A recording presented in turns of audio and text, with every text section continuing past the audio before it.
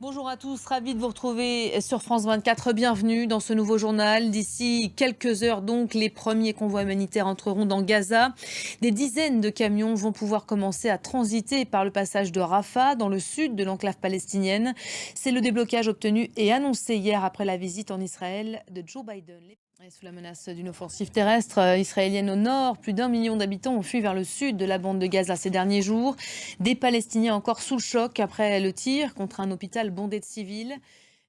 Et depuis l'incursion du Hamas le 7 octobre, de nombreuses initiatives diplomatiques ont été lancées, américaines bien sûr, après les deux visites d'Anthony Blinken. Joe Biden qui a maintenant quitté le pays, il laisse la place à Rishi Sunak, Premier ministre britannique, arrivé ce matin à l'aéroport Ben Gurion de Tel Aviv. Les dizaines de dépouilles, des dizaines de dépouilles recensées après le tir contre un hôpital de Gaza ont provoqué colère et indignation du monde arabe toute la journée d'hier.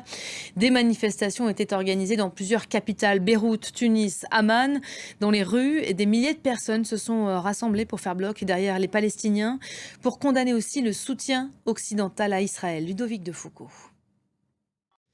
Arras rend aujourd'hui un ultime hommage à Dominique Bernard, ce professeur de français poignardé à mort devant son collège-lycée. Merci beaucoup Florent Odo en direct donc d'Arras pour France 24. C'est la fin de cette édition. Merci à vous de l'avoir suivi. Restez à nos côtés. D'autres infos tout de suite sur nos antennes.